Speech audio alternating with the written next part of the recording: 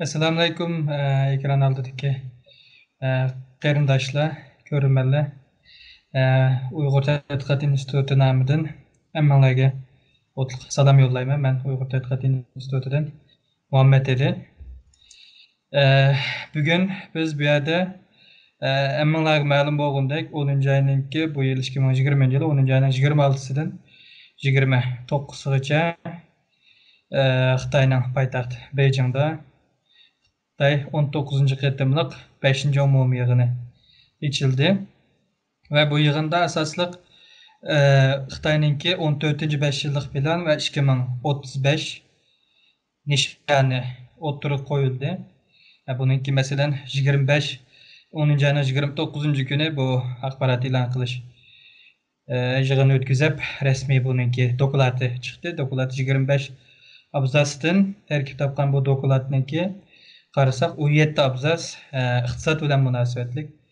Demek bu yig'inning eng muhim nuqtasi iqtisod, ya'ni 14. 5 yillik plan ve 2035 yillik nishon hamda.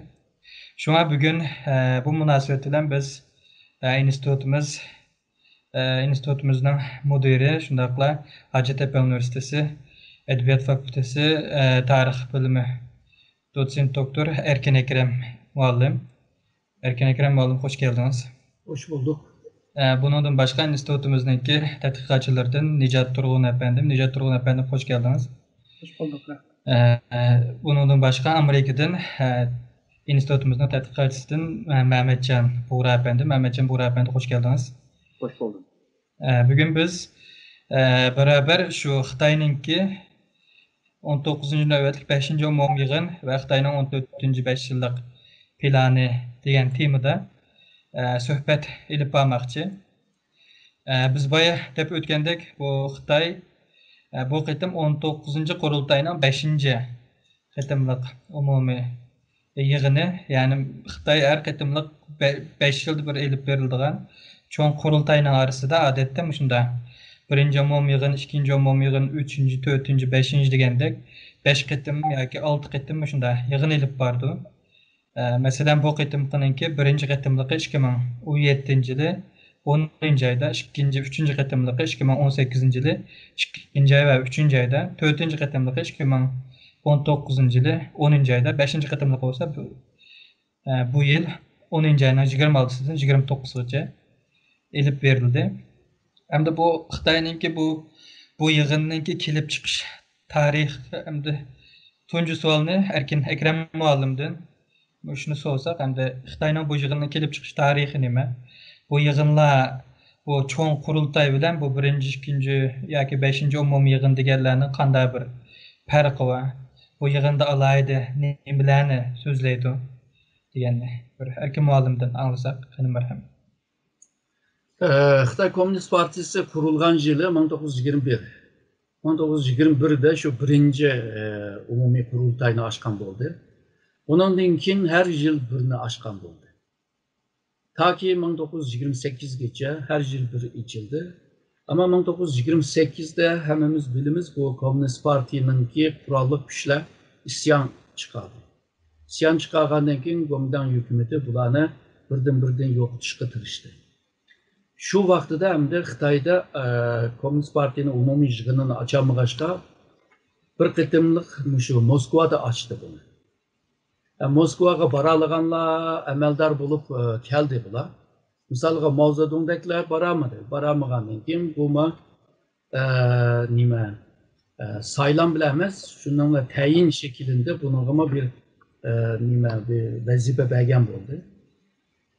Mao'nunki yükselişi bu İkinci Dünya Uruşı ile başlaydı. O başka bir mesele.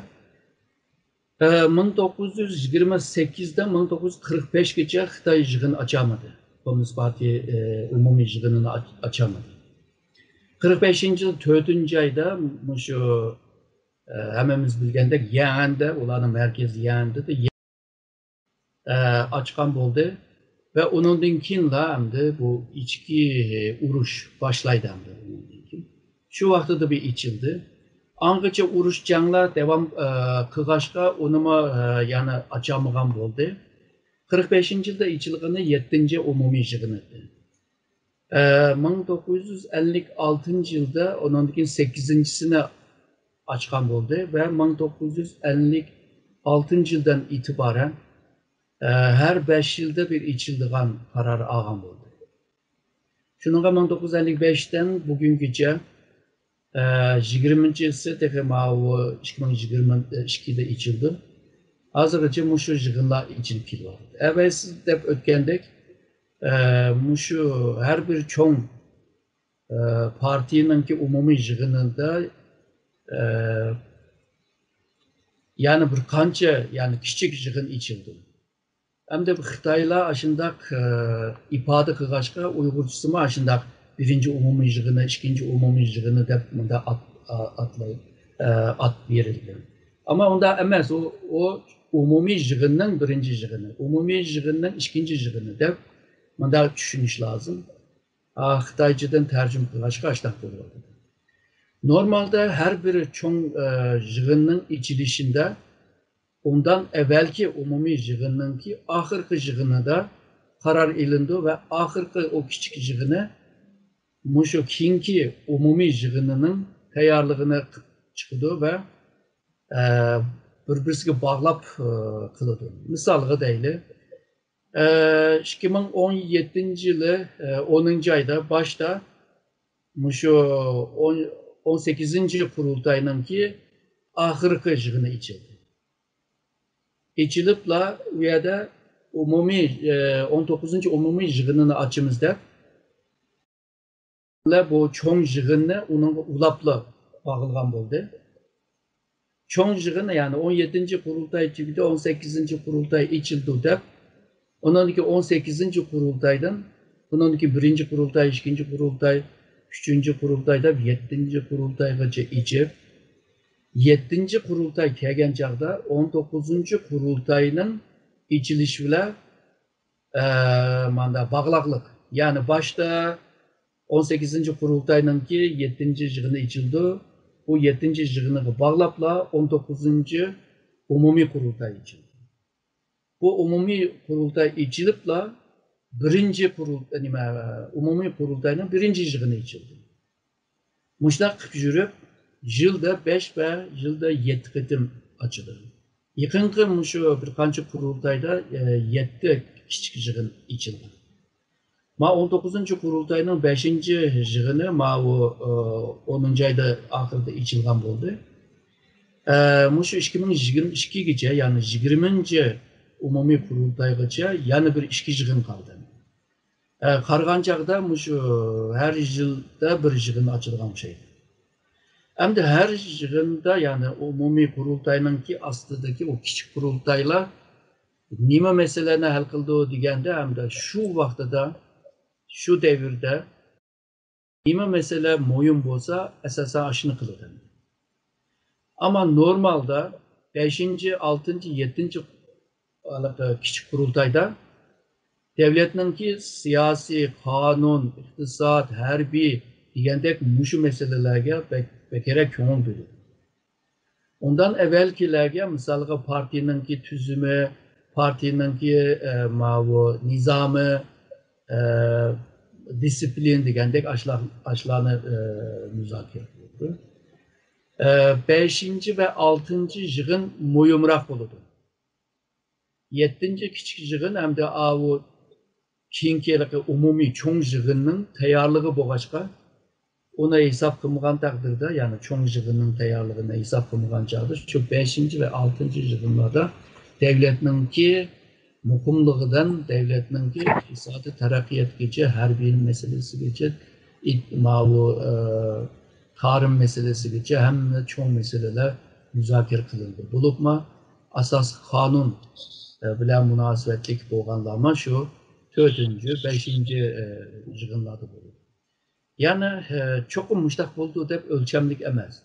Ama normalde moyum meseleler boğanda bunu kılırdı. Hem de 5 yılda bir çoğun içildi. İçilgan vakti da misal 10. aylarda köperek 10. ayda içildi. İçilgandan kinle 1. Kurultayını açıldı. Ondan kim şu 19. kurultayga qaraydigan bolsak, 10. ayda birincisini açkan boldu. İkincisini birinci ayda açkan boldu. Üçüncüsünü ikinci ayın ahırda açkan boldu. Nimişki muşuna aldıraydı degende, üçüncü ayga kelgen çağda bir kurultay, Milli Halk Kurultayı içildi. Çünkü Komünist Parti'ninki kurultayda ilingan bazı kararnamını muşu Halk Kurultayıga sağmak cendi. Halk Kurultayı hem de kol götürüp bunu makullaydı veya ki onun yenide başka bir çoğunluğun içildi, o bolsa siyasi istişare yığını. Siyasi istişare yığını hem de tekliflerini sunuldu, biridi ve Halk Kurultayı kabul kıldı. Bu adamlarına 5 yılda bir yığıdı. Ama 5 yıldan kin her yılda kurultay, halk kurultayı mı yığın açıldı. Bu Komünist Parti'nin ki bu yığın 5 yılın ki arasındaki yığın ve halk kurultayının ki 5 yılın arasındaki yığınlarda merkezi komite deydiğim komiteler var. Onun için bu merkez komiteyle birlikte yani nurgun komiteler var. Bu komiteler bu 5 yılın içinde hem de hizmet ediyor. Bu tüzüm halkıradaki biz bilgen tüzümlerge okşumaydı. Mana da kelgen çağda, yığıp kelgen çağda Komünist Parti'nin ki başvuruşu bile Komünist Parti'nin kurultayı içildi. Komünist Parti'nin ki başvuruşu bile halk kurultayı içildi. Hem nime Komünist Parti'ye bağlandı. Şununla başka devletlerge okşumaydı. Devlet asas kanunga bağlandı. Asas kanun ve onundan çıkargan kanunga bağlandı. Şununla hükümet, kaç hükümet gelse, kaç parti gelse o cıhnəs özgermeydi. Ama Xitay'nın ki bu ahval Komünist Parti kitapası hemen tügeydi. Yani bu biraz mürekkep bir mesele. Şununla biraz uzatkan buldum. Esas nimeler, malumatlar muşlardan ibaret. Erkin Muallimge köp rahmet. Hürmetli Nicat Turgun Efendi, hem de mesela bu kurultay içildi, hatta bu kurultay içilişten burun mu Avrupa yoki Amerika, yani G'arb axborotlarida nurg'un bu kurultay qarta nurg'un ba'zan ko'z qarashlar bo'ldi, undan keyinmi bo'ldi. Masalan, Xi Jinping o'zidan keyingi adamni belgilamdi, belgilamamdi yoki bu qurultay zodi nimani deyishdi degandek. Shuni pechör degan asosda bu Yevropa, Amerika, ya'ni G'arbninki bu Xitoyning bu 5-qatimliq umumiy yig'iniga qarta bir qanday inkaslar bo'ldi? Shuni sizdan anlagan bo'lsak. So'rovingiz uchun ko'p rahmat. Xitoyninki ichilgan vaqti naq Amerikaninki oldi saylanning oldidagi eng jiddiy bo'lgan mezgil edi.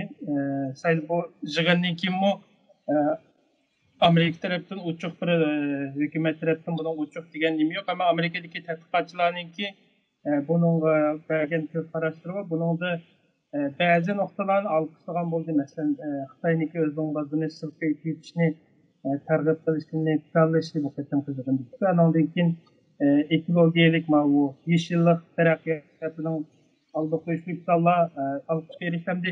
Yana ba'zi ansirayotgan masalalar bo'lsin, bu Xitoyniki harbiy taraqqiyot to'g'riliq, andan keyin bu Tayvan, Hong Kong masalalarini to'xtatgan masalalar va andan keyin texnologiya sohasiga ko'plab mablag' solish, texnologiya taraqqiyoti, yangilik yaratish orqali bu texnologiya kuchli mustaqil, ya'ni chet elga bog'lanmagan holatda bir texnologiyalik kuchli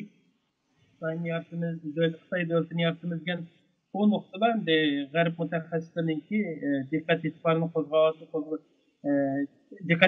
qo'zg'agan bir nokta bo'ldi-da, mayli Yevropa olsun, mayli Amerika olsun. Çünkü Xitoy gerçi texnologiya jihatdan taraqqiy qilgan bo'lsin, ammo bu texnologiyaninki erishishninki sababi bir Xitoy kuch orqali o'ziga kuch to'plash va bu kuch orqali dunyoning hegemonik lideri bo'lishda qo'llanadigan muhim bir vosita bu texnologiya.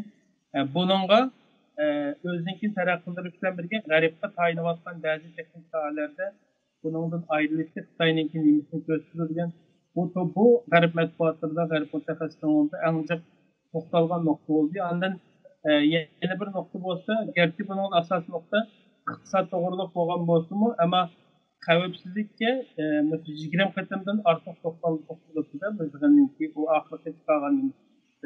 Yani bu Xitoy nima uchun bu xavfsizlikka, bu bexatarlikka bunchalik ko'p ahamiyat berdi? Masalan, iqtisodiy xavfsizlik, yemek xavfsizligi, energiya xavfsizligi degandek bu nuqtalarni nəhayət ko'p qatim tilga olgan bu nimalar. Bu mu G'arb mayli Amerika olsun, mayli Yevropaniki tadqiqotchilarning keng diqqatini qo'zg'agan nuqtalarni Nicat Turg'un efendimga ko'p rahmat.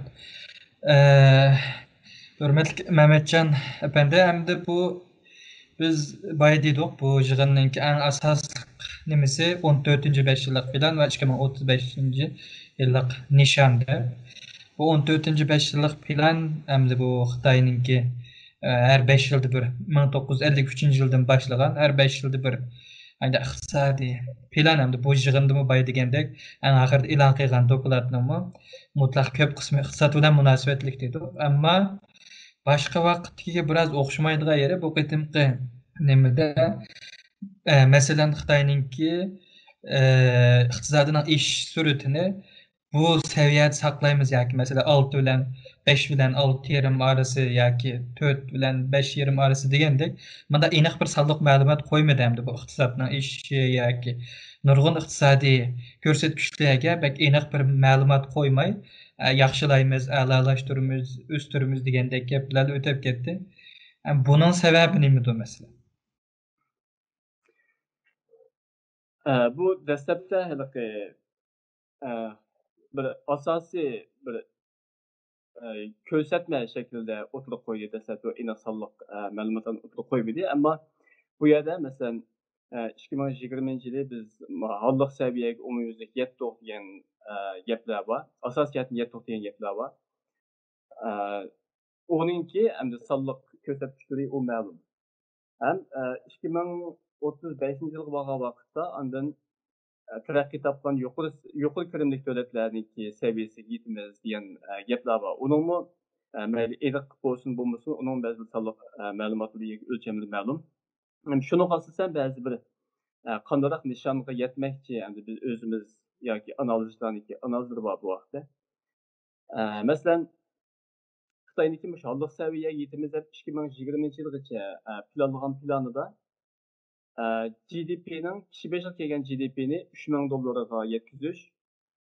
Ondan keyin shahar va yeza aholininki kirim ularga nisbatan o'lcham bordi. Hozirgi GDP bu yasalgan vaqtda asosiyatdan 3000 ga yaqinlashgan. Ularninki planda 2020 yili çünkü Xitoyniki GDP'si 100 trilyondan eşit lazım. Şu an 199 trilyon yuan bu değil mi? Şundarak tulluk yetmedi. Bunun başka kişi beşlik doğru kelgen oturuş kirimdeydi o. Andın şehir ve yezladikilerindeki kirim ölçümü unutma azak temledi dedi. Aşıyorduk demedi. Ya bu ölçem tulluk yettik demedi. Ama yetiş aldı da dedi. Gerçi 2020 yili tuş boğan bolsun mu? Şuna belki şu aniq bo'lmagan soliq ma'lumotlar, ya'ni o'lcham to'liq yetmagan talablarni yepish uchun yoki boshqa sabablar to'liqligi nimalarni demagan bo'lsa-mu, to'liq sonliq ma'lumotni demagan bo'lsa-mu, o'zimiz shunga o'xshash burun degan o'lchamlar bo'yicha ba'zi misollarni keltirib chiqarsak bo'ladi deb o'ylayman. Mehmetcan efendi, endi men bir savolni tengdili qo'shib so'ray. Masalan, biz bu Xitoy bu xabarlarda bo'lsin, axborotlarda nurg'un bo'yla g'alliq saviyaga yetish deganni bakchiq tilga oldi Xitoycha Xiaoganshu deganni. Bu masala yaqinqi bir xabardimi? Biz kelar yil 4-oyda g'alliq saviyaga yetganligimizni jakarlaymiz deb Xi Jinpingning nimasida buni chiqadi. Hamda bu degan g'alliq saviya Xitoyninki bu da'vatgan g'alliq saviyaniki bu iqtisodiy jihatdan o'lchamlar qaysi? Mishqi Xitoy bu g'alliq saviya deganini aytib ko'p takrorlaydi. Endi holliq saviya deganda ayni vaqtda Deng Xiaoping vaqtida islohot ishini echib degan vaqtda o'tirib qo'ygan endi Xitoyniki cho'ng nishonlarniki birisi. bununki Xitoyga nisbatan ahamiyati cho'ng deydi Xitoydagilarning o'zi. Masalan, davlatniki innovatsiyaga munosabatlik, shu vaqtdagi Kommunist partiyaniki butun shu Xitoy qurolga bergan va'dasi bilan munosabatlik, butun dunyoga bergan va'dasi bilan munosabatlik. Davlatniki kuchi e'tibori bilan munosabatlik. Shunga o'xshash bo'lg'achqa bunga nihoyat ahamiyat berib kelgan. Endi buniki o'lchamlari xilma-xil. İqtisoddan tortib, shaharlashish, ma'rif, muhit asrash degandek nurg'un sohalarga ishlatiladigan ba'zi o'lchamlar bor. Endi iqtisodiy jihatdan boya deganda kishilarniki o'rtacha kirimi 3,000 dollardan eşiş lazım. Ondan shaharlashish 50%dan eşiş lazım. Degandek ondan o'qishga kirish, oliy maktabni bitirish nisbati manchilik degandek o'lchamlar bor, endi ma'rif jihatdagi o'lchamlar bor.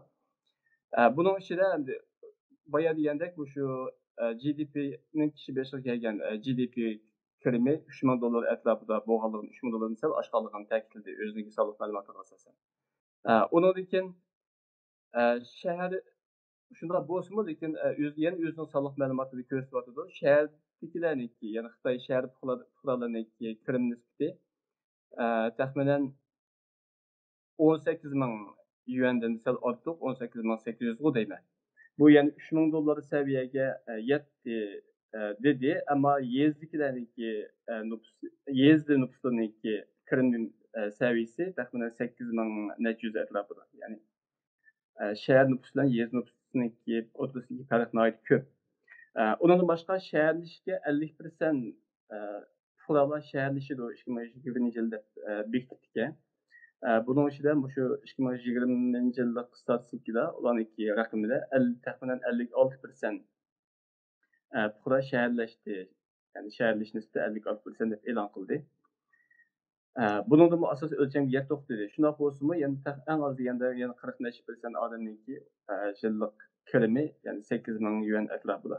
Xitoyniki o'zi belgilagan kirim seviyesi nishondan yana nihoyatda ko'p farqi bor. Başqa ma'rif muhit degandek nimalar haqida, yani o'zining o'lchamlari, nishon haqida to'liq iznishim yo'q. Qisqacha shu. Mehmet Çağpayan sizge köpten köp rahmet.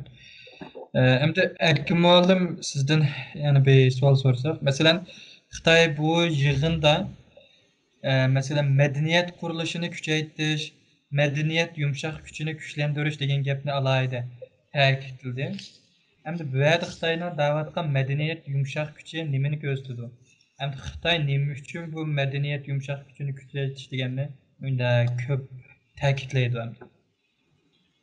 Xitoy bu yerda medeniyet emas da kültür, yani Xitoyning da'vatini kültür endi. Kültürni kuchlantirish bilan birlikda Xitoy o'zining davlatini kuchlantirib oladiganiga ishondim.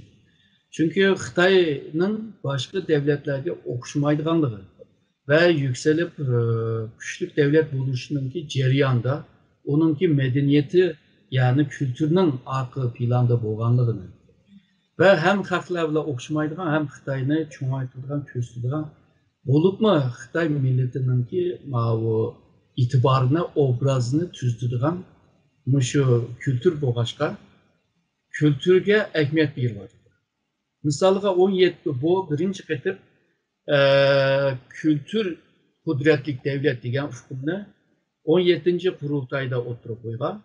Bu bo'lsa 2011'de bo'lgan 17 qurultayning 6 yig'inida o'tirib qo'ygan bo'ldi. 18 qurultayda, yani Xi Jinping'ninki parti reisi bo'lgan o qurultayda buni tekrar jakarlagan bo'ldi. Ve bo'libmi Xi Jinping shu kültür xavfsizligi, kültür o'ziga bo'lgan ishonchiligi degandek nurg'un shu kültür bilan munosabatlik hukmni hammani yuklashga boshladi. Yani biz Xitoy deyish uchun biz kültürümüz farklı.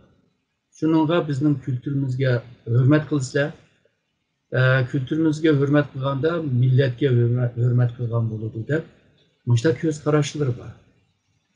hem de bu kültür degan vaqtida başka devletlerine tesiri astığı ilişkinime tırışıp kelyapti. Ya bunu hem de kültürünün yumuşak gücü de vardı. Yumuşak güç degan gap kural bile kılınmagan ama seni celip kılalaydigan güçler hemmesi yumuşak güç. O tarih bolsun, medeniyet bolsun, dini, itikat, hatta turmuşunki şekilleri bolsun. Mesela Xitayning tamoq yeyishi, Xitayning kiyim kiyishi, Xitayninki oturup veya örtürüp gap qilishi degandekchi. Bular hammasi shu kültürge kirdi. Muşular bilan ta'sir ostiga oldimizda. Xitaylar mushu Hu Jintao'ningki vaqtidan itiboran dunyoga mushu Kongzining ideyasini yeyish bilan va shundaqla Xitoyningki ba'zi ideya bo'libmi Kongzininki xalqiga hitap qilgan qismlarni, ya'ni jim turinglar, bir-biringlarni yaxshi ko'ringlar, jidal chiqarmanglar, agarda sizlar ma qoidaga moslashmasanglar, manda yomon bo'ladi, ritualga moslashmasanglar, manda bir chatoq bo'ladi,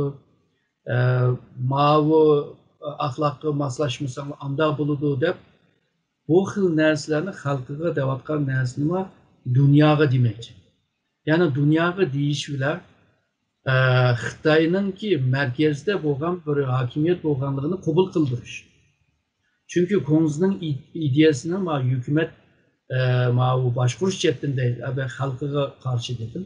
Hozir bu hokimiyatga qarshi degan gaplar bo'lsa, beshidagi odamlar tanlangan odam uni yiqitish, unda axloq, unda ritual, unda qoidaga xilof bo'ladi. Shuning qilib bo'lmaydi. Hem de hükümette işleyenlerime, hakimiyet işleyenlerime acibişideki adamını qo'g'dab bilish lazım. Bu burun Xitay padişahlarını qo'g'daydigan bir ideologiydi. Hazır dünyaya tunutup, dünyadaki halkma bizni aşnaq ko'rsin degan yerga ekildilar. Yani Xitay dünyanın merkezi, bütün dünyadakiler bizning merkezden aylanib yursin, fikrab yursin ve biqinsin. Çünkü G'arb merkezlik bir dünya şekillengen. Şununla nima uchun Xitoy merkezlik bir dünya şekillenmeydi? Biz burun Xitoyning bu yerda o'zininki ideyasi bilan bir devlet ideologiyasini yaratgan bo'lsa, nima uchun o'xshash ideologiyani dunyoga moslashtirib qilolmaymiz degan bir ko'z qarash bor. Bununla birlikte ondan keyin xalqaro munosabat degan bir bilim sahası var. Bu hem de Amerika merkezlik bir bilim sahası bu. Xitoydaydi Amerika merkezlik bo'lsa, nima uchun Xitoyda bo'lmaydi da? Xitoy merkezlik xalqaro munosabatlar degan bir darsni yaratishga tirishadi, ilmni yaratishga tirishadi. Bununla mos keltirib, ondan keyin birinchi sotliq ma'lum nima? Üniversite, birinci sotluk Çinken yani akılan biri. Birinci sotluk harbi. Digendek hemmisini acı birincilikini qo'llab, hem de dünyadaki nurgun sahadaki ölçemlikninki ölçüsü var. Ölçemlik deyimiz var. Hem adam bir narsani ölçemlik bilan qarab, onundaki analiz qiladi, onundaki tahlil kılıdı. Xitoydaydi bu G'arbninki bu ölçemlikning ölçümü nima uchun G'arbda bo'ladi, nima uchun bizda bo'lmaydi? Onun için G'arbda bu demokrasi, kişilik huquq, tengbarobar ifade ve matbaa erkinligi degan bu qimmat qarashlar bo'lsa, nima uchun bizning bo'lmaydi da? Xi Jinping bilan birlikte 24 xatlik qimmat qarashlarni yaratdi. Bütün bu tirishchanligi şu ben yükselgenlikin başka dünyanın başka nima manga biqindirish. Ve bunu kılış için en asan bir yol, en tız netice aldığan yol şu medeniyetinin kültürel. Şununla Xitoy yalnızla özünün işçi demez. Yani medeniyetlik olaylı, bazen kültür degan gapni medeniyet deb ishlatamiz. Medeni olaylı deganimiz kültürünü güçlendireyli degan. Bunu işçidiler emez, dünyada mı bunu kılmakçı? Şununla Dünya halkını celp kılış, üzüge beğendiriş için şu kültür bir siyasi esvapka aylandı. Yani şununla bununla ehviyet bir vatıdı. Halbuki başka nerslerini oylaş lazımdı ama Xitay'ınki medeniyeti %100 toğra ya ki %100 mükemmel emez. Bunu Xitay'ınki özlerime açık tanqid kıldı bunu. Öz vaxtida misalga bu Xitay Halk Cumhuriyeti'ni kurganlar olsun, Xitay Cumhuriyeti'ni kurganlar olsun. Bular hemmisi özünü inqilabçı deb kögeşke, kona nerslerini hemmini ektaşılgan ve yeni medeniyet deb kopkan.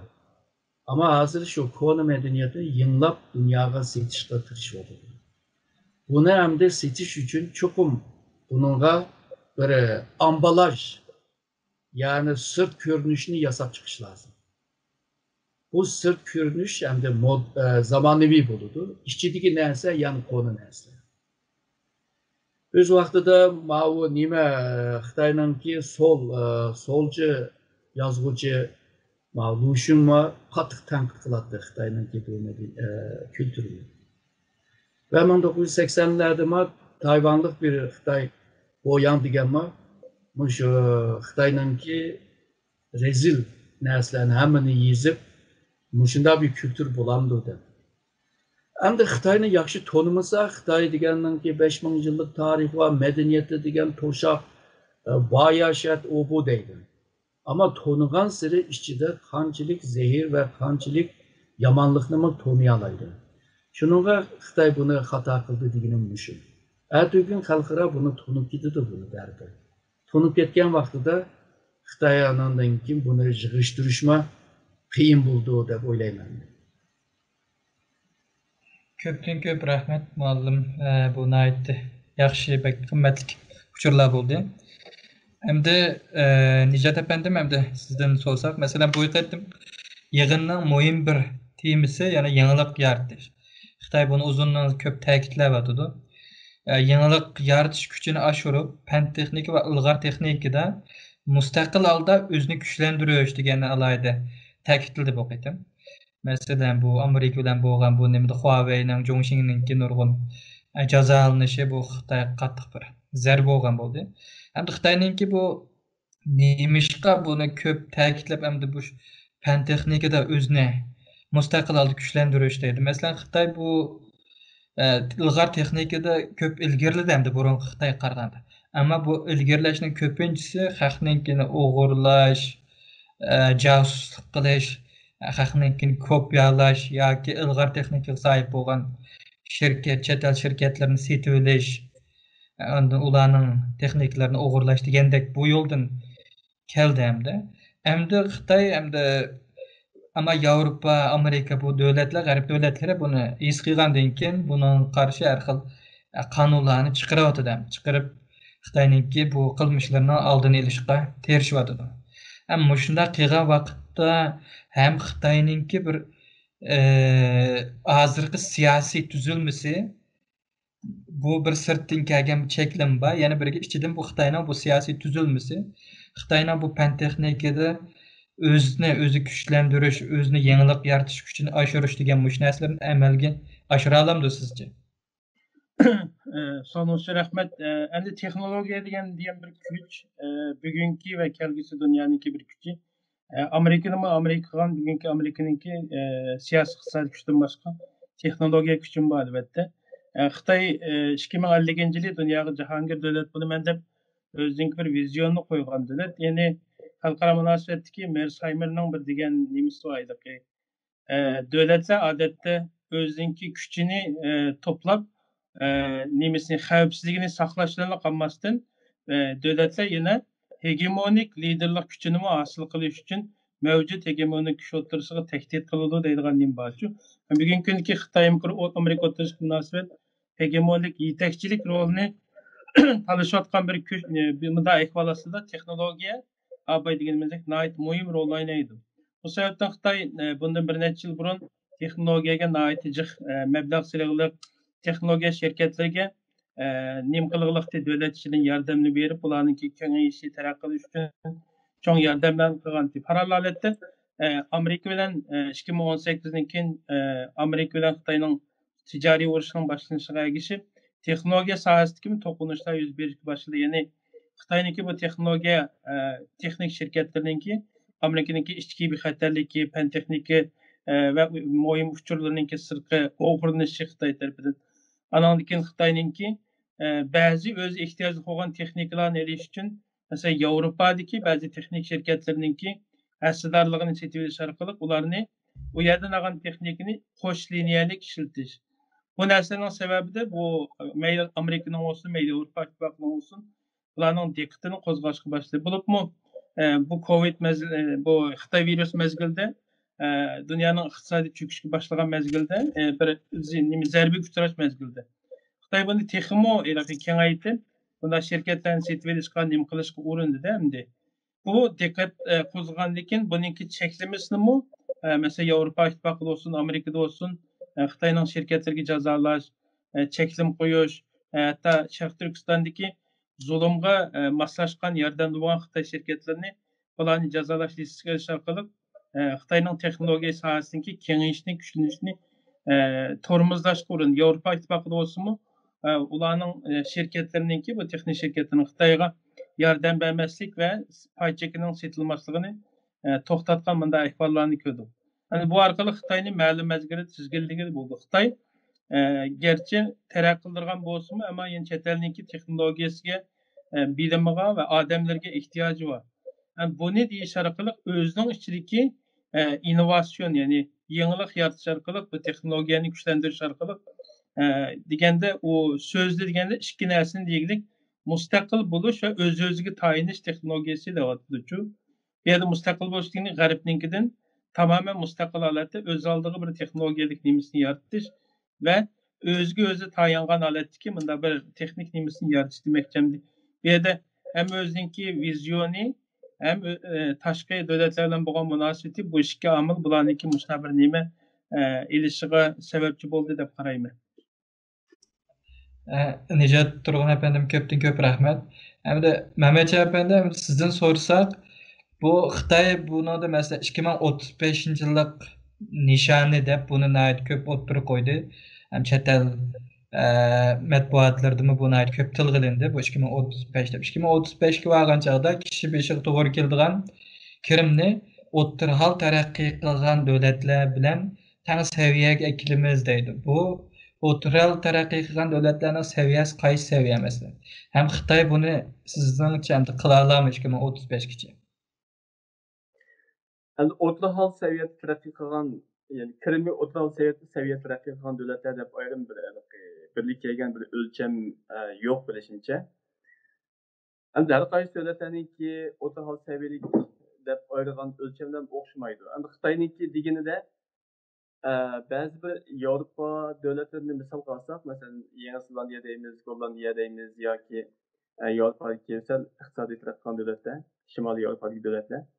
Kishilarning 2 yillik kirimi GDP'nin kishilar bo'lgan 25 yil o'tib kelgan o'tirish kirimi. Taxminan $20,000 yuqori, asosan shundan yuqori. Undan boshqa sal Yevropa ichidagi sal undan sal orqa tarafdan davlatlar bor. Ularning bu 12 ming yuqori kelgan davlatlar bor. Ham Xitoyniki o'lchimida ham analistlarniki hisoblash bo'yicha bu yerki o'rta hal seviyelik deganda asosan yillik o'tirish kirimi ya'ni 15 mingdan 20 minggacha kirimi shundoq deb faraz qilinyapti, shundoq deb qaralyapti. Shundoq bo'lgan chog'da Xitoyniki degan bu o'lchimidagi o'rta hal seviyedagi davlatlar deganda kirimi o'rta hal seviyedagi davlatlar deganda kishi beshiga kelgan kirim shu 15 mingdan taxminan 20 minggacha shu atrofda deb Xitoy shuni ko'rsatmoqchi deyishyapti. Endi sizce bu Xitoy buni qila olishida qanday to'salg'il va yoki hozirgi Xitoyning iqtisodiy ahvoli, iqtisodiy qurilmasiga nisbatan buni yani qila olishining imkoniyati qanchalik yoki sizcha qila oladimi buni? Deb o'tganimizdek Xitoyniki şu an kishi başına kelgan GDP'nin ki kishi başına kelgan o'tirish kirimi GDP bo'yicha 3000 dollar dedik. Bu bayağı biz hep ötken 15.000 dolardan xilili tuvan. Andan Xitoyniki şu yeni bir planida 2035 yılga kelgan vaqtda hozirgi iqtisodiy yana biraz qatlanish. Buni 2010-yildagiga solishtirgan 2000 yil bir qatim 2010 yilga olgan vaqtda bir qatim biraz qatlandi. 2010dan 2020ga olgan vaqtda biraz qatlandi deb aytgan. 2010 yili taxminan 48 trilyon deyman Xitoy yuan bo'yicha. Hozir endi taxminan 98 trilyon 99 trilyon atrofida 100 trilyon yaqinlashibdi. Biz aslında nishonga yetdik deydi. Ularning o'zining soliq ma'lumot bo'yicha. Hem şu bo'yicha 2035 yil bo'lgandimi yana o'zimizniki shu kirimni GDP'ni yana bilan qatlaymiz deb shu yig'inning ro'yi bo'yicha shunday deganlar bor. Shunda bo'lgan chog'da 2035 yili ularning GDP'si 200 trilyonga yetish lozim. Ularning nishoni bo'yicha. 200 trilyon yetgan vaqtimi yana Xitoydagi umum fuqarolarniki yani GDP bo'yicha kishi başına to'g'ri kelgan o'tirish kirimi taxminan 6000 dollar, 7000 dollar atrofida bo'ldi. Shunda bo'lgan chog'da yanada Xitoy davlatdan bu yuqori saviyadagi o davlatlarnikidan, o'rta yuqori saviyadagi davlatlarnikidan yana bir qadar tuvan. Endi bu yana Xitoyningki iqtisodiy yillik eş nisbati 4.15 dan 5%gacha atrofida eş ma'lum vaqtda buni saqlay oladi deydi. Şu an hozir taxminan 6% atrofida bo'lyapti. Ham uzluksiz bu yillik eşi tuvanlayapti. Bundan keyingi davomli yani 10 yil 15 yil ichida shu 4% 5% atrofida eş ma'lumdu yoki ma'lumamdu. Endi bu nurg'un sirtqi omillar ham ichki omillar munosabatli. İchki omillar degan vaqtda Xitoyning ichida kriz kelib chiqishi bo'lgan omillar bor, masalan, mayli uy müzik bozori bo'lsin, pul paxallığı bo'lsin. Xitoy 1970 yıldan tortib hozirgacha agar taraqqiy qilgan bo'lsa, GDP'niki shu eshga qaragan GDP'ning ichida asosiy 4 unsuri bor GDP'ni tashkil qilgan. Buning ichida Xitoyning iqtisodida eng chong to'p qo'shayotgan omil shu hukumat mablag'i va hukumatning saqlan mablag'i. Hukumatniki shu asosan inshoot qurilish deymiz, uy mulk deymiz, shaharlashish deymiz. Mushundaq sohalarga salgan mablag' bilan bu Xitoyniki iqtisodi asosan shuni tayinlayotdi. Endi bumu asosan shu Xitoyniki hukumatniki qarz zoyum taqtishi bilan, ya'ni hukumat qarziniki eshishi bilan menotdi endi. Hozirning o'zida Xitoyning GDP'sining 3%lik miqdorda Xitoyda umumiy qarzlar bor. Bunun ichida hukumatniki taqatgan qarzi nihoyat ko'p. Bu yil oldimizki necha yil eshib ma'lumcha, yil o'tgancha bu qaydirish zarur bo'lgan, qaydirish bo'lmaydigan qarzlarmi davomli eshitmadi. Vaqt kelgan vaqtda hammasini qaytaranmamdi. Haligacha ba'zi cho'ng shaxsiy shirkatlar bor. Yaqinda bir necha Xitoyning ichidagi davlat shirkatlari bor. Ular qarzini to'layolmay hukumat o'tkazib olgan yoki shirkatni taqilgan ahvollar to'xtamasdan oxirida chiqyapti ham davomli ko'payyapti. Endi mushunday sharoitda yani qarz krizi kelib chiqish ehtimoli bor. Undan boshqa davomli shu boshqa davlatlar bilan bo'lgan savdoda, ya'ni virus vaqasi yuz bergandan keyin davlatlar shu ta'minlash zanjirini yo'tkaymiz degan nom bilan nurg'un shirkatlarni o'zining davlatiga qaytarib akilib, Xitoyga bo'lgan texnika o'tkazib berishni cheklab yoki azaytib, Xitoyga tayinishni azaytimiz deyapti. Bunday sharoitda Xitoyniki eksport azaydi. Mushundaq bo'lsa, ya'ni keyin davomli shu eshni saqlayamamdu, ya'ni bu jihatdan nurg'un to'salg'u qilmasga ehtimoli bo'lgan ba'zi nurg'un masalalar, kriz chiqishi ehtimoli bo'lgan nurg'un omillar bor. Mushdan umumyuzlik o'ylashgan vaqtda yana davomli yani ko'z bekishimiz lozim deb o'ylayman. Ko'pdan ko'p rahmat. Erkin ma'lum hamda sizdan bir yana savol bo'lsa, masalan Xitoy boya deb o'tgandek nejada pandemiya deb o'tdi boyaqi dedik bu. Yani birga bu yuqori saviyada bexatar Xitoy qurish deydi. Yani bu qitimqi yig'inda alayida tilga olgan narsaning birisi shu. Buningda nurg'un muhim gaplar bor. Masalan, an'anaviy bexatarlik va an'anaviy bo'lmagan bexatarlikni moslashtirish, bexatarlik taraqqiyotini har soha va butun davlat taraqqiyot musobaqasiga birlashtirish deydi. Yani bu yerda shu an'anaviy bexatarlik, an'anaviy bo'lmagan bexatarlik deganlarni deb buni butun davlatning bexatarlik nimasi bilan moslashtirish debdi. Bu jumlani qanday tushunamiz? Yani Xitoy da'vatgan bexatarlik nimalarni o'z ichiga oldi? Uyg'urchada bexatarlik, ondan keyin xavfsizlik deb ilyapmiz. Aslında şu İngilizcedeki security degan kelimadan keladi aslında. Xitoyninki tushunchimi va ilinishmi shu kelima bilan oladi. Fakat Xitoylar bu kelimani olgan chog'da hammasini o'zininki tili va o'zininki kültürüge moslashtirib, uning ichini to'liqlab yoki burumlab qilyotidi. Xuddi dunyoda g'arb davlatlar demokrasiya desa Xitoymi deydi, bizdami bor deydi. G'arb davlatlar kishilik huquq desa Xitoy deydi, bizdami bor deydi. G'arb davlatlar asos qonunning soyasida davlat boshqariladi va xalqni boqadi desa bizdami asos qonun bor deydi. Bundan keyin diniy erkinlik desa Xitoy deydi, bizdami diniy erkinlik bor deydi. Ama her degan bor narsa endi boshqa bir narsa. Shuni xavfsizlik chetdimi biraz budaqa qitimga qaraydigan bo'lsak, bunun ma'nosini bek kengaytib o'tibdi. Hozir siz deb o'tgandek, bütün sahalarninki xavfsizligini qo'llaydi. Ya'ni bütün sahada bir xavfsizlik meselesi bor degan gap. Bu an'ana xavfsizlik degan hamda siyosiy, iqtisodiy va harbiy. Bular an'ana xavfsizlik, ya'ni mushu jihatdagi xavfsizlik meselasi. Ba'zan bu nimani texnologiyani qatadi. An'ana bo'lmagan xavfsizlik nima degan vaqtida bu misolga muhitning xavfsizligi, kishininki bu badan jihatdan, sog' salomat jihatdan xavfsizligi, kasallarning yeyilishini oldini olish xavfsizligi, undan keyin bu ochliqlarninki xavfsizligi, undan keyin pasportlarninki atkazchilik qilishi, inson qochoqchilik qilishi degandek, bular hammasi shu an'ana xavfsizlikninki tarmog'iga kirgan. Bu shu 1980'lardan keyin asta-asta chiqqan bir hukm. Xitoy hamda buni texmo kengaytib hamda abaqa degan shu temining ostiga davlatninki xavfsizligini kuchlantirish va shundaqla sistemni shakllantirish va qobiliyatni kuchlantirish. Ya'ni xavfsizlikninki bir qobiliyati degan narsani qo'shganki, xavfsizlik qobiliyati degan vaqtda buni chet tiliga tarjima qilishmi, u xalqaro munosabatda ishlatgan bu hukmga pek tushmaydi. Xitoyninki bu yerda da'vatqini qarshi chiqishninki qobiliyati. Ya'ni ben xavfsizlikni qo'g'dash uchun hujum qiladigan kuchni demoqchi. Ammo hujum kuchini ifoda qilmaylar mujda da'vat etaman.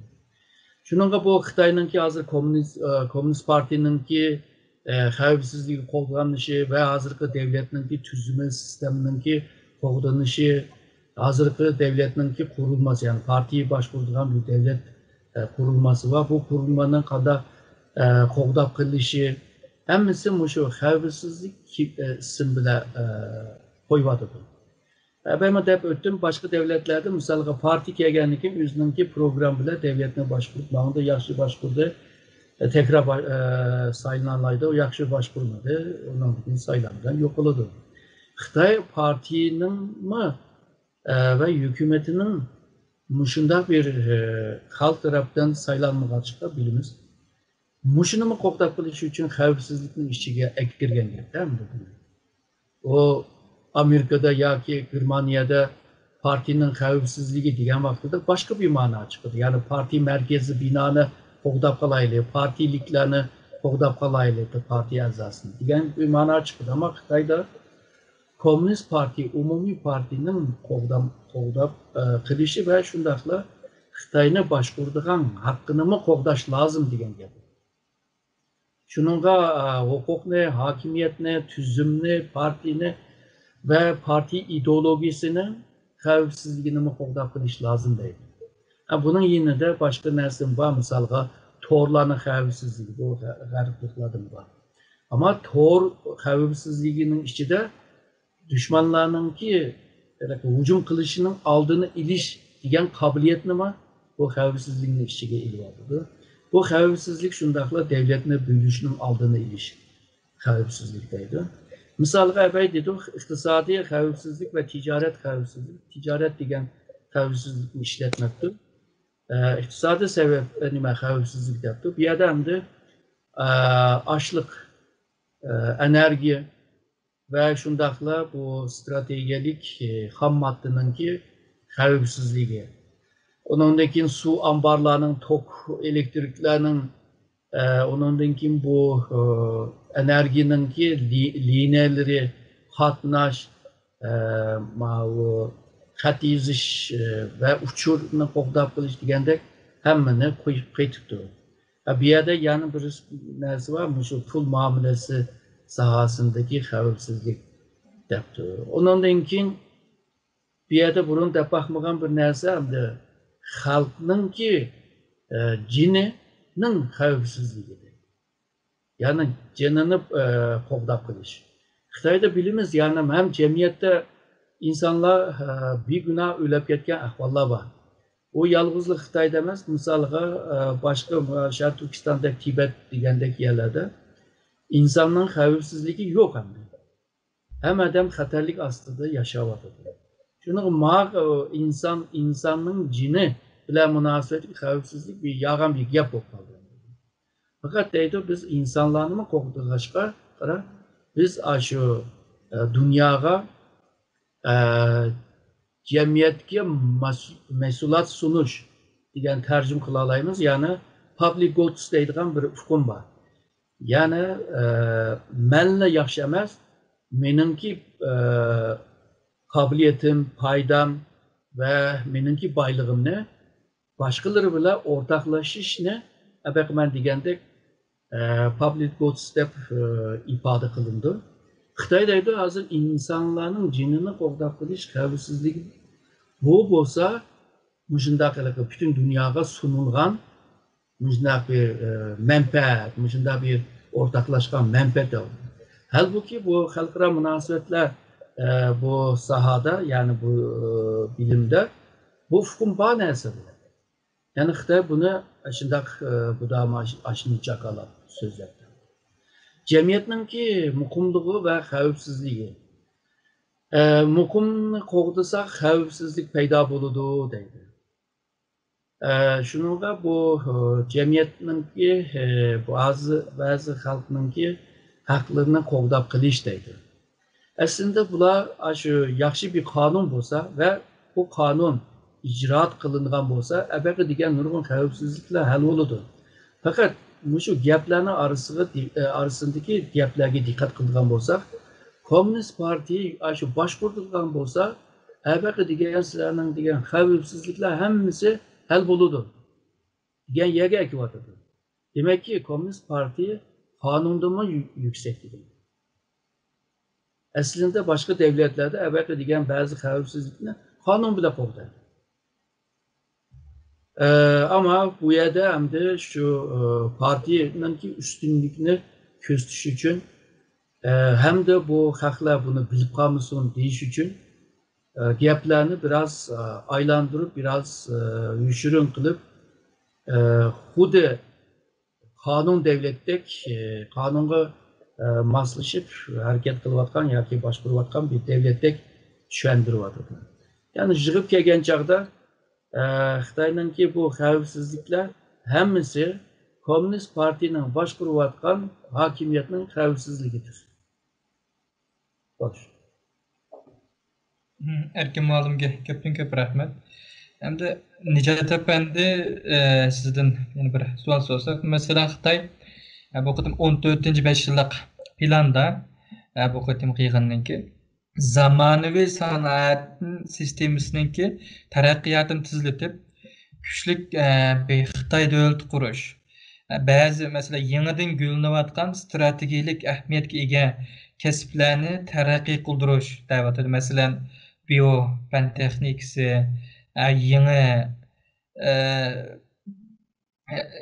yangi yuqori fan texnikalar, alam qatnash texnikalari, data, andan keyin sun'iy aql degandek shunda sohalarni taraqqiy qildirib, kuchli bir Xitoy davlat qurish deganni da'votidir. Sizningcha buni vujudga chiqarishning ehtimoli bormi Xitoyning? So'ning uchun ko'p rahmat. Xitoy dastlabki qurilganda xalqaro sistemaning ichida emas, bir izoliya holatdagi yashagan bir davlat emasini tutib keldi. Keyin Amerika bilan munosabat o'ngishtirib xalqaro sistemaga kirgandan keyin, ya'ni Deng Xiaoping islohot nemisini o'tirib qo'ygandan keyin dunyoniki bir ishlab chiqarish zavodi bo'ldi. Keyin belgilik taraqqiy qilgandan keyin, ya'ni Xitoyda 1 milliard 400 millionga yaqin nüfus var. Bu nüfusninki iqtisodiy saviyasiniki belgilik o'sishiga ergishib, bir setib iste'mol qiluvchi bir baza bo'ldi endi bu yerda. Ham bugungi kunda Xitoyning ko'zlayotgani bu eng yuqori dunyoning eng ilg'or 11 sohaga deb qatorlashmasam. Shu 11 sohadagi narsalarni ishlab chiqarib, buning oldi holatga davlat yutish orqali dunyoninki eng cho'ng, eng kuchli bir eksport holatidagi davlat bo'lmoqchi. Bu yana Xitoy askariy, iqtisodiy, siyosiy holatga o'tish bilan birga fan texnika sohasidagi kuchli bir davlat bo'lish orqali dunyoning yetakchi kuchi bo'lishninki bir planning bir partisi deb tushunsak bo'ladi. Endi buniki amalga oshira olamdik degan nimasiga qaragan chog'da Xitoy haqiqatan ba'zi sohalarda bo'lib sun'iy aql, 5G, cho'ng hajmdagi data masalalarida buningda jiq taraqqiy qildi. Ammo ba'zi sohalar bor, Xitoy buningda xalqaro unda eng oldidagi davlat emas. Bu sohalardagi fan texnikaning taraqqiy qildirish uchun dunyoning eng ilg'or universitetlari, eng ilg'or texnik odamlari, professorlari, aql g'o'zilari Xitoyga berib, bu yerda xizmat qilishga, ularning nimalarga töhfə qo'shishga bir sharoit hozirlash kerak. Hamda Xitoy bir avtoriter, bir totalitar bir davlat. Bu holatda bundaq shakldagi fan texnikanikimi erkin holatda innovatsion qilib, bunda taraqqiy qilishimi mutlaq shaklda erkin qo'yib bermaydi. Ya'ni Xitoy o'ziniki partiya nimasini, o'ziniki davlatning bu şirketlarninki bunda fan texnikaninki erkin nimasiga doim to'sqinlik qilish va nima qilish xususiyeti var bularda. Mesela her bir şirketlerde partiye nimesi var mesela bunda nimildi. Demek ki bütün nimede partiye arkalık bunu kontrol kılıp monopol kılıp durdu. Bu inovasyon nimesinin bunda monopol olan çağda yeterlik derecede bunda terakkilanmaslığı tabii turgan gibi.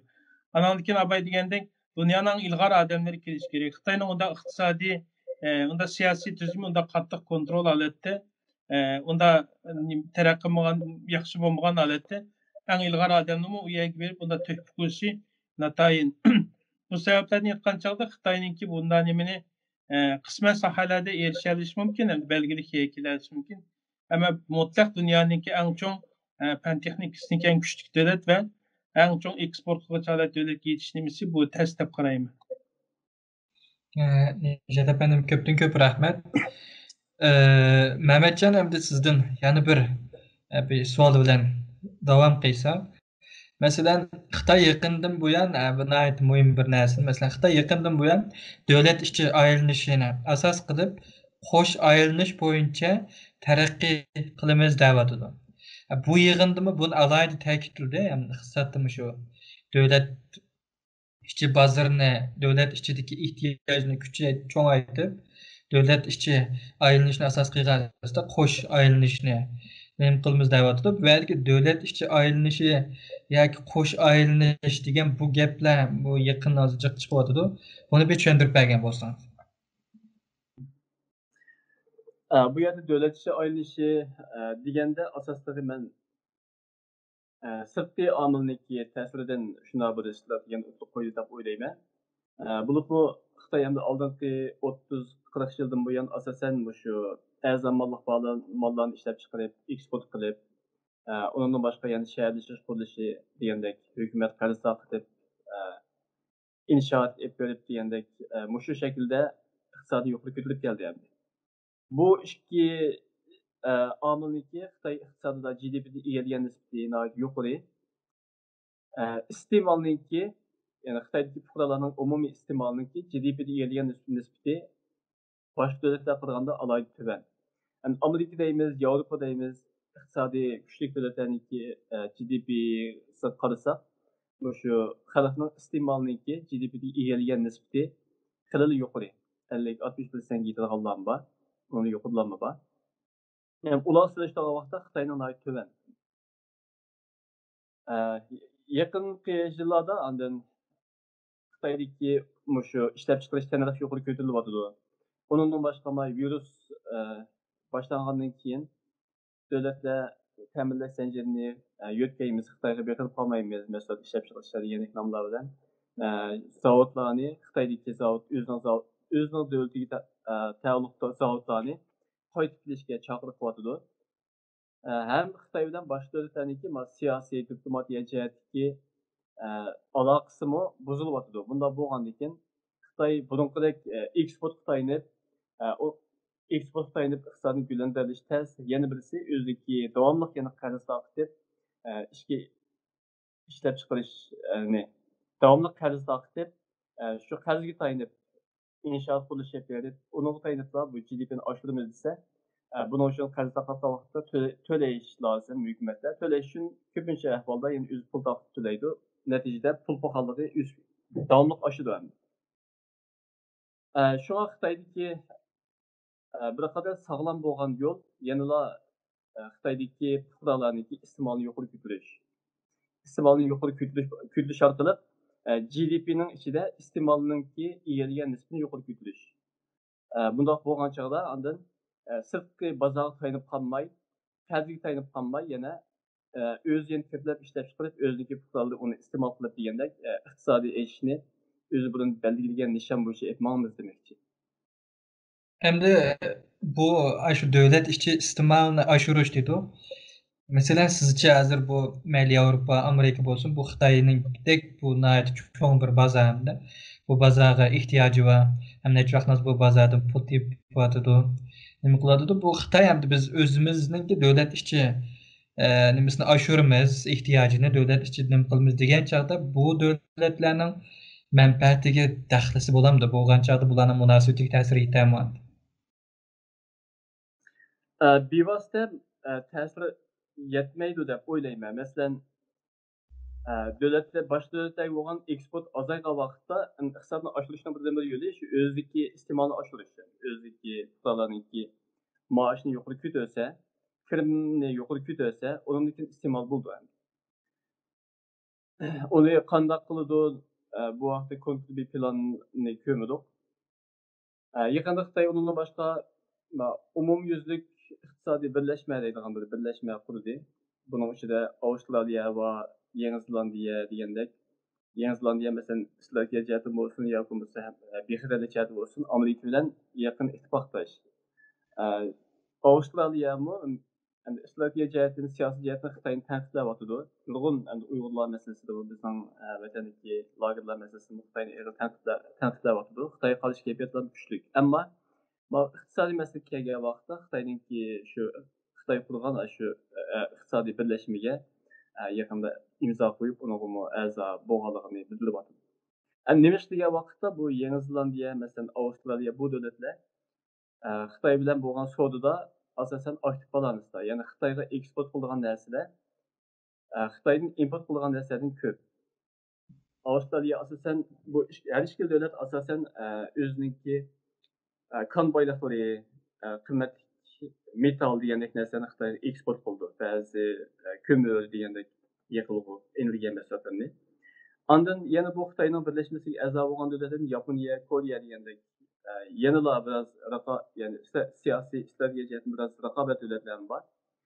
Har ikki davlatda hamda Xitoy ishlamaydigan masalan kompyuter telefonlar ishlaydigan chip yerim o'zakdaymizmi? Shu narsalarni ishlab chiqarib, uni Xitoyga setvatdi. Onun kimi Xitoy ularning eng cho'ng asosiy xaridori.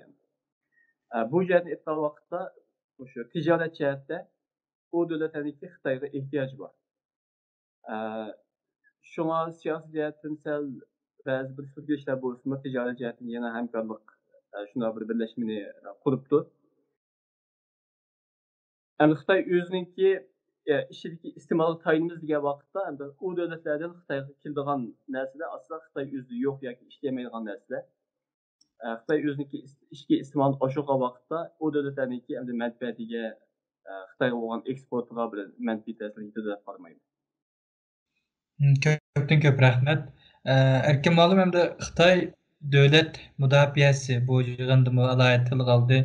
Bundan burun, bundan keyingi xabarlardan ko'p chiqyotdi. Masalan, Xitoy davlat mudofaasi va armiyani zamonaviylashtırishni tezlatib, boy davlat va kuchli qo'shinning birlashishini ishga oshiramiz degan gapni da'vatida. Bu armiyani zamonaviylashtirish degan gaplarni 2027'de yani Xitoy bu Komünist Partiyanınki, bu armiyanınki, Qızıl Qo'shinninki 100 yillik nemisiga o'sha vaqan chaqda alayda taraqqiy qilgan bir zamonaviy bir armiya qurib chiqamiz deyapti. Bu yerda degan bu zamonaviy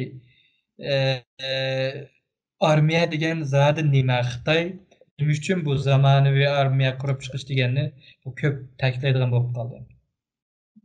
Aslında bu Jiang Zemin'inki vaxtida tilga ilingan. Ondan keyin Hu Jintao'nunki vaxtida yana tilga ilingan.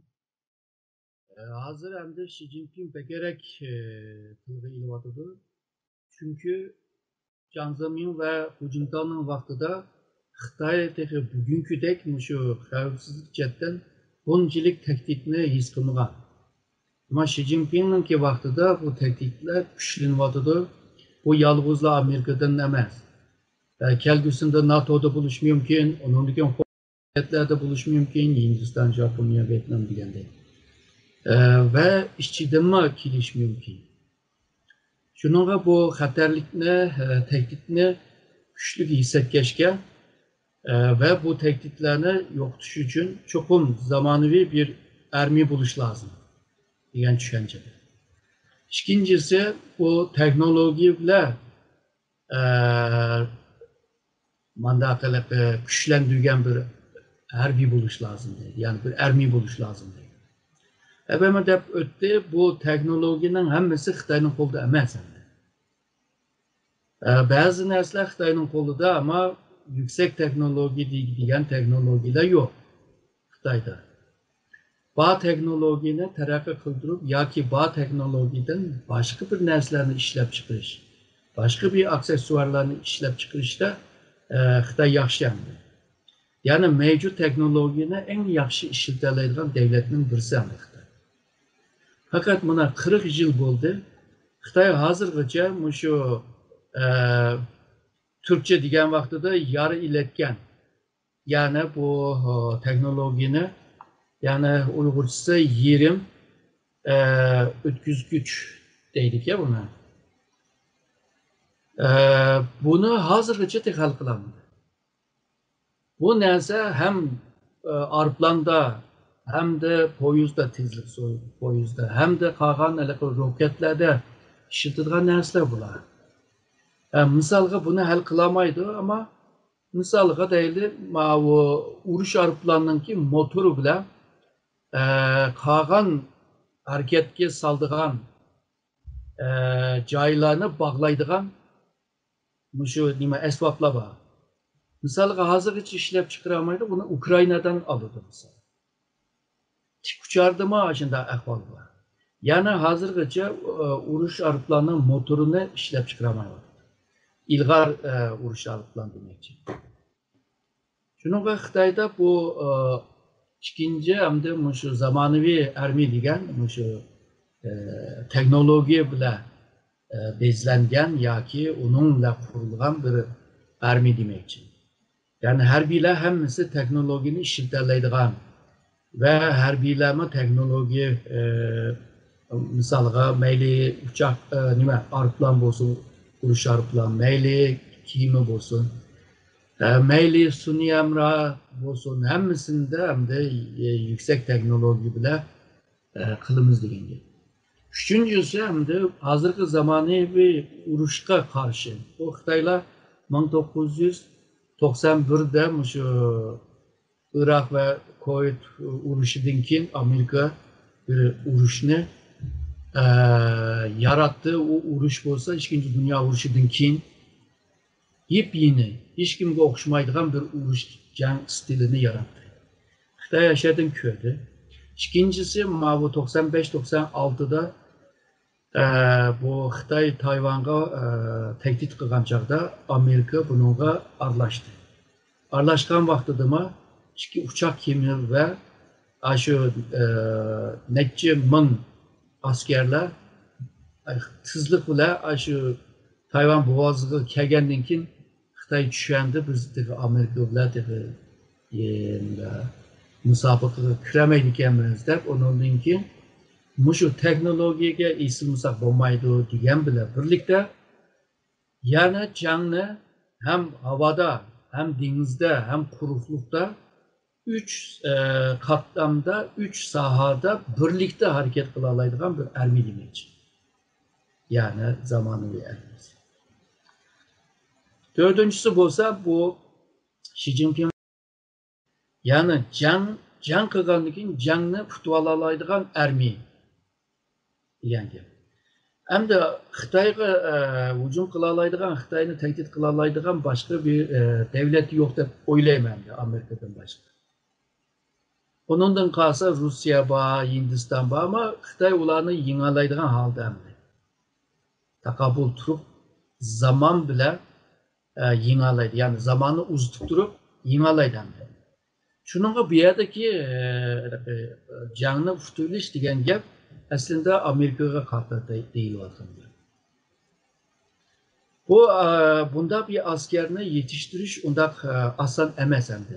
Misal hozirla deyli Amerika'nınki muş harbiy xashilgan hamçotu Amerika'dan keyin kelgan 15 cho'ng davlatning harbiy hamçotunu hammasini qo'shsa bile teng kelmaydi. 15 değil. Misal Amerika'nınki harbiy chetdagi teknoloji, yüksek teknoloji her gün, her zaman, her vakitte onu icat kılıvadı. Yeni narsalarni. Hazır Xitoyninki misalga ayga chiqishi o Amerika'nın 1960-70'deki teknoloji. Hazır Xitoy dengizning ostiga qancha ming metre tushyotidi degan gap bu Amerika'nınki 70 yıllarda, 80 yıllardaki teknolojisi. Ve Xitoy hazır işletilayotgan hazır internetle münasebetli bu dijital teknolojisi Amerika'nınki 1960'lardan itibaren icat kılış ve 80'li yıllardaki teknolojisi.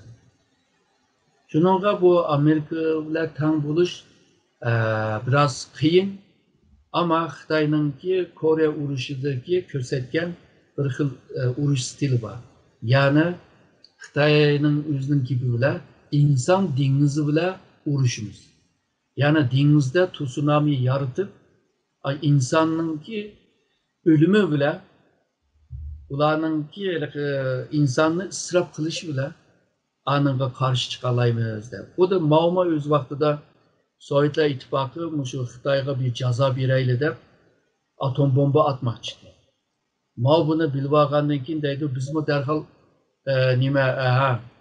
bizde atom bombani atsama bizde adamning 20 o'lidi ama bizning qo'limizdagi atom bombani atgandaki ularning hammasi o'lidi dedi. Yanıla şu insonga bog'liq bir taktik endi. Ama Amerika ve G'arbliklarda adamlarımız o'lib kelsa qanday bo'ladi deb uni hisob qiladi. Bu yöntem bile, bu uslub bile belki Amerika'nı yengalaydi ama jang agarda tezlik bilan başlasa ve tezlik bilan tugisa Amerika tutib oladi. Agar jang asta boshlab qolsa ve uzayib ketsa jang, bu vaqtida Xitoyning foydasi bo'ladi. Xitoy shuni yaxshi biladi ve Sünzi uruş sanatinden itibaren, Sünzi'ninki uruş taktikten itibaren muşu an ideya bilan hal qilishga tirishadi. Şunun bu hozirgi devatkan zamonaviy harbiy mushu jetdan davodidir. 4'tini deb bo'ldim. 5'incisi ham de mushu harbiy strategiyasini zamonaviylashtirish. Shunga misalga dunyoda akıl ambiri 7 mingga yaqin. Bunun 3000'dan azraqçıqı Amerikada. Xitayma 1000'ga yakın bardı. Kiçik çoğunlarını hemmini qatqanda İctimai Fənlər Akademisini mi qatqanda şunda bulundu. Şununla da edi Amerika'nın mı eşik bitadigan şu akıl ambarını payda kılış lazım deb maxsus hüccət çıkargan. Ve Xi Jinping çıkardı bunu. Ve dünyanın ki birinci numurluk şu akıl ambarı buluş lazım ve her bir stratejisini şu akıl ambarıdan yartış lazım. Yani jığıp kelgen çağda Amerikaga takabul turalaydigan bir armiyani yaratish degan gap. Xo'sh. Rahmat muallim. Endi bunun kendisi mesela bu Xitoyninki ba'zan bir analizchilari, akademikleri yoki hattoki ya Amerikaning ba'zan bir harbiy mutaxassislarmi bu Xitoydan ansiravatganlikni hatto Xitoyning ba'zi akademiyasilar balkim biroz abartgan bo'lishi mumkin, ammo shu Amerika'nın nurgun nəslərini hazır uralıqdək, yeniwağıdək güçdə Xitay. Dəvatıdı, məsələn, nurgun qitim manda manevir sanal bir manevir qıyğan çağdımı, bunu da nurgun üstə Xitay yandı. Bu dəb aşını dəvatıdı, Amerika'nın bəzən bir adamlarımı bu Xitay özününki armiya cəhətdəki üstünlükini saqlab qilish. Yəni Amerika Xitay'a qarşı bu üstünlükini saqlab qilish kerak. Hazır bu o'tirdiki farq nəhayət kiçiklab ketdi, bu çataq ahvolda deyatıdı. Bular qanchalik to'g'ri yoki bu biraz hershkili taraf biraz abartyaptımdı yoki ahvol. Bununki qaysi kural ve qaysi sahada deb ko'rmak lazım. Misalga Xitoyningki roket ishlab chiqarish jihatda taraqqiy qildi. Amerikani uralaydigan roketlari ko'paydi.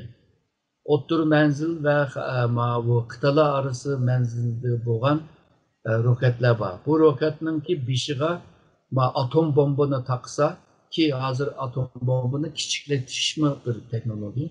Kichiklatgan bu atom bombani taqab Amerikanınki har qanday bir şehirni uralaydigan bir hali var. Hazır o kuchga ega. Ama buni nereden urush meselesi var. Misalga Xitoy quruqluqda dengizning qiyisində deyil, Amerikaga biraz yakın bo'lsin da. Agar da dengizning qiyisində urman desa, Amerikaga bag'icha bu roket bir 15 minut ve 17 minut ketadi eng tezlikda. 15 ve 17 minutning ichida Amerika allaqachon bilib bo'ldi buni. Shuningga Amerika 2,5 minutning ichida bilib bo'lish ve 2,5 minutning ichida taqabul turishninki roketlarni tayyor qilish. Shuningga u uchib kelgacha uni shu 20 yo'lda urib tushira oladi. Amerikaningki hozirda u texnik var. Hamda %100 pishib yetmisi ma bu tajriba jihatdan. Ammo Amerika davomli sinovni qilyapti. Xitoyningki bu roketlar texi o'zi bilgan sınavlar oluyor ama bunda bir uçuk aşkar bir sınavlarda kömürük, jangdimi kömürük. Hem de buna Araplarga qaytib ebaqidigan roketni Amerikanınki hava sahasına yakın kelgan chaqda agarda urvatsa Amerikani uralaydi. Fakat Amerika bütün Xitoyningki uçgan Araplarni ta'kib qiladi buni. Qaysi uçuşda qaysininki taqidi onu bilalaydi. Shuningga Araplar uçuşdimi bir bo'g'chimi misalga hozir biz o'qtagan Araplarni Xitoydan Amerikaga 9 soat ketidan.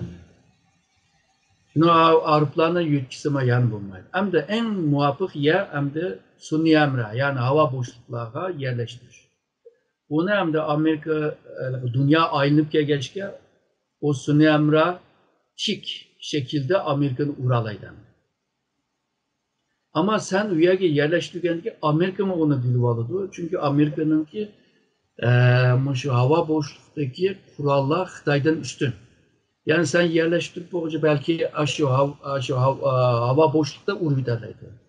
Şu sun'iy amranı takılan yerde mi uralaydı? Şununla nezriye cihetten Amerika'nı uralaydıgan kuralları peyda buluvadıdı. Bunundakin avazdımı tız, avaz suretindimi tız bo'lgan kurallarni ijod qilyapti. Ama Amerika onun avazınınki tızlığından 3 həs tızlıqdaki nərslərini icad qılıbıdır. Amerika hazır nurgun kurallarınınki teki isim koyulmadan, yani kod isim deyimiz mi? Kod isim bile koyulan ve nurgun eden bilmeydiğin kurallar var. Aşlarına yığınlamadı. Bunun Amerika'nınki meyli uçak gemisi olsun, meyli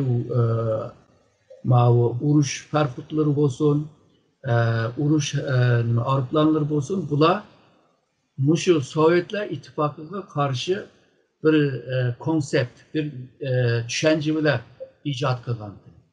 Hazır mana yenilerini Xitayga karşı, yani bu coğrafya, mesafe, iklim, deniz coğrafyası hemmisiga qarab turib bir yeni ideya, yani bir konsept yaratdı. Şu konseptga qarab qurollarni ishlab chiqildi. Xitoy shuni qilyapti. Yani misalga quruqlikdagi askerler desek Amerika Xitoychilik emas. Hem son jihatdan hem tank ve topningki soni bilan solishtiriladi. Ama hava uruş jarayonida ve deniz sahadaki urushlarda hem de Xitoyni yengalaydi. Şununla %100 Mao ani yengidi, %100 Mao'ni yengidi deyil bo'lmaydi. Bu kuraldan başka, xil kuraldan başka en muhimi şu insan. İnsan qaysi yerde okudu, qaysi janglarda tecrübe kazandı, qandaq bir tecrübeye ega. Bu mu muhim? Mesela dünyanın en ilg'or harbiy maktabi Amerika'nınki West Point. Yani Amerika'da hazır şu aldığı sahnede görüngenlerinki bir kısmı şeyde okulan. Uya alaydı terbiyelep yetiştirdi. Hem de Xitay'ınki en ilg'or maktabmi onun bilan selishtirib bo'lmaydi. Şununla qandaq adam yetiştirish muhim. Çünkü o jang başlaganda şu komutan qandaq buyruq berdi, stratejini, harbiy stratejini qandaq belgilaydi ve abaqi degan havada, denizde ve quruqlikda 3 armiyani qandaq bir-birisiga moslashtirib, qandaq birlikda harakat qila oladi. Bular hammasi bosh qo'mondonninki qobiliyatiga bog'liq narsa. Shunga Xitoyma musha kelish uchun xeyli bir mezgil bor deb o'ylayman. Ama Amerikama tug'an yerda turmaydi. Xitoy yetishib olsin deb. Ama kelgusida Xitoyga bir adabini beroladigan, jazo beroladigan bir davlat Amerika deb ko'rgachga, shuningga bütün şu nişanlarını, düşüncelerini, fikirlerini şu Amerika'ya karşı özününki armiyasını güçlendirishga tirishibdi. Erkin Malimga köptün köp rahmet. Hem de Nicat Efendi hem de mesela Xitoy bu qitim yig'inda yana bir nuqta. Xitoy yuqori seviyada sirtqi ichi o'tish, hamkorlashib birga foyda olish, ya'ni bu hamkorlashib birga foyda olish deganda to'la deydi zodi. Foyda olish da'vatida. Ya'ni Xitoy buni qanchalik darajada qiladi? Bu Xitoy Yevropa va Xitoy Amerika munosabatlariga qanday ta'sir ko'rsatishi mumkin? Xitoy endi buni deyishiningki asos nimasi bu xalqaro munosabatdagi o'zaro bir-birisiga beqiyinlik hosil qilish degan nimadan keldi bu endi. Abay nimadim dedim, yani Xitoyda nopos ko'p, bir iste'mol nimasi yo'q, iste'mol qilgan odamjiq bir bozor endi. Buningga g'arb dunyosi qiziqadigan narsa, hamma shirkatlar bu yerga kelib shirkatini etishni, mahsulotlarini setishni xohlaydigan davlat. Ama afsuski Xitoy ishni sirtqi ichayotgandan keyinmi chet el shirkatlariga yana belgilik to'soqlarni quyuqliq, ya'ni Xitoyning shirkatlaridan o'xshash nimada qonundan bahramand bo'lolmaydi. Bu bo'lib Yevropa Xitoy o'rta munosabatlari, tijoriy munosabatlar o'rtasidagi eng o'ttiriq bir nuqtaga kelolmayotgan nuqtalarning birisi. Yevropa ittifoqi yillardan deb keyinlik biz Yevropa shirkatlariga Xitoyda adil muomala bo'linishi kerak tijoratda. Xuddi qanday Xitoy shirkatlari Yevropada bir o'xshash raqobat, o'xshash bozor nimasiga erishgan bo'lsa, bizning shirkatlarimiz Xitoydaşlarga erish kerak deb. Ama Xitay bunu hakikaten şuna icra kıla alamdı degan çağda bunu görmedim diye ama bunu Xitay münasebetlerini yumuşturuş bir yem şekilde bir qo'llanayotgan bo'lishi mumkin. Amerika bilan bo'lgan munosabatlarni sovuq bo'layotgan mezgilda Yevropa bilan bo'lgan bundaq nima kelolmaslik va Yevropa şirketlerini jalb qilish nuqtasida qilishi mumkin endi.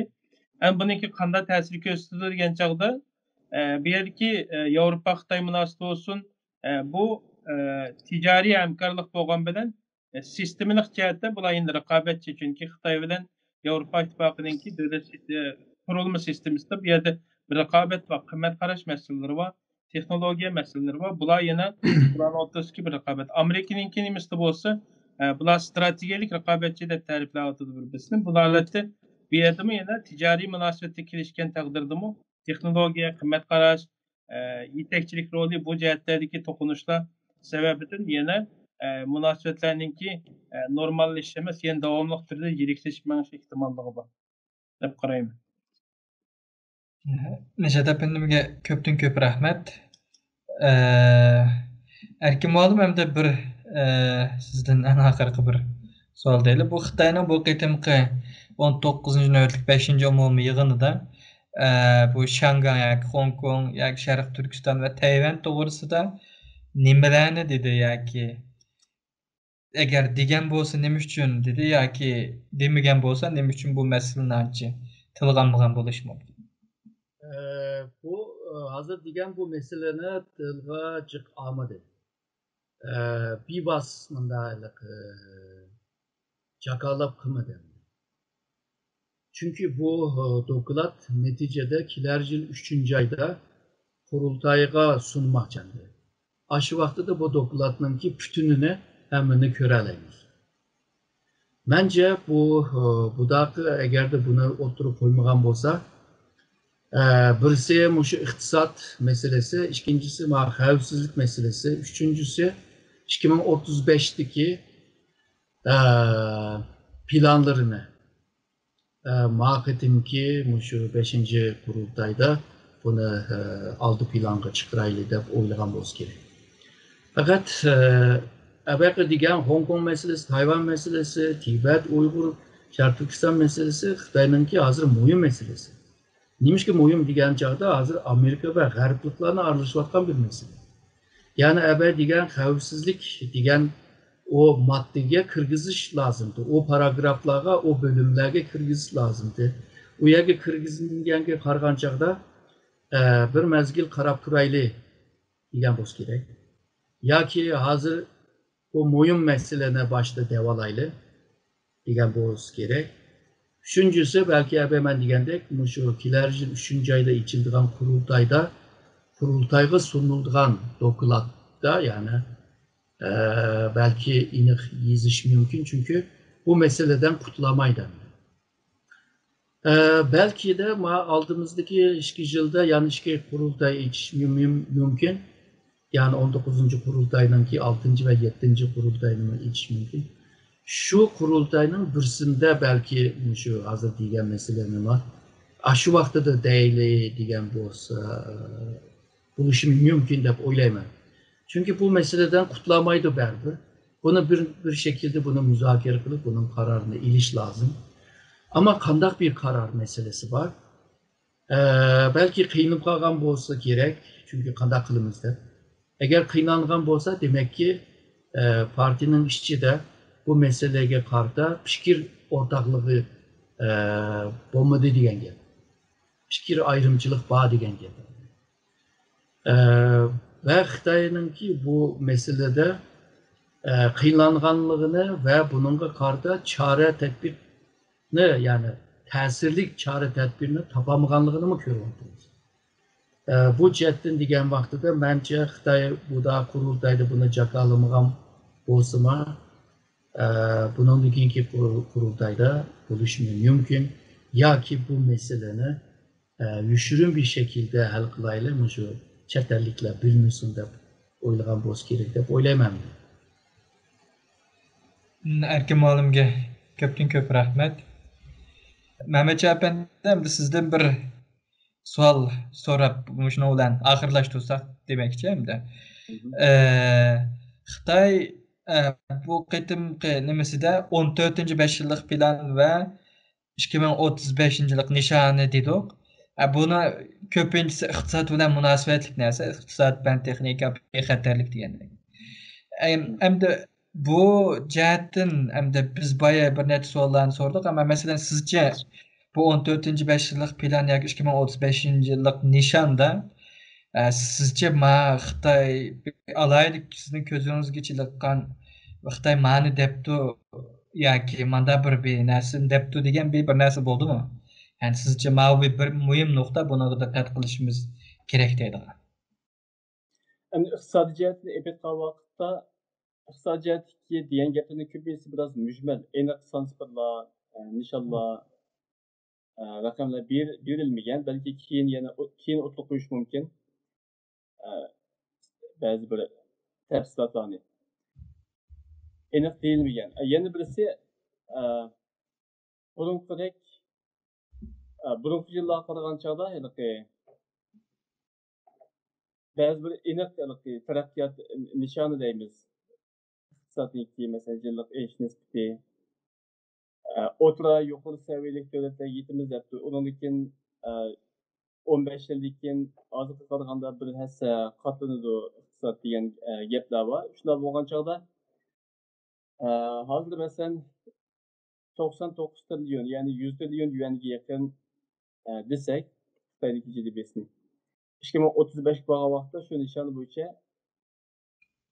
200 trilyonga yoki 30 trilyonga yetish lozim. Yilligi 4,5 dan yuqoriroq 5% atrofida ishni saqlash lozim buning uchun. Bu nishonga yetamamdi bunga bu to'g'risida bir narsa qiyin. Uning uchun hal qilish tegishli nurg'un masalalar bor. Ya'ni krizis chiqishi ehtimol bo'lgan nurg'un masalalar bor. U to'g'risida hech qanday bir narsa demabdi. Undan keyin Xitoy davlatchiligi masalani hal qilish to'g'risida bir narsa demabdi. Undan boshqa bu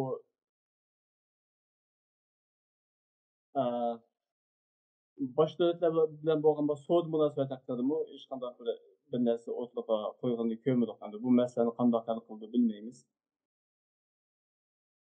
Yani şu sel aniq bo'lmagan masala shu diqqatni chekdi, boshqa narsalar yo'q. Ko'p rahmat. Hurmatli ko'rurmanlar. Biz bugun Uyg'ur tadqiqot instituti Xitoyning 19-navbatlik 5-umumiy yig'ini haqida suhbat degan temada mulohaza ilib bordik.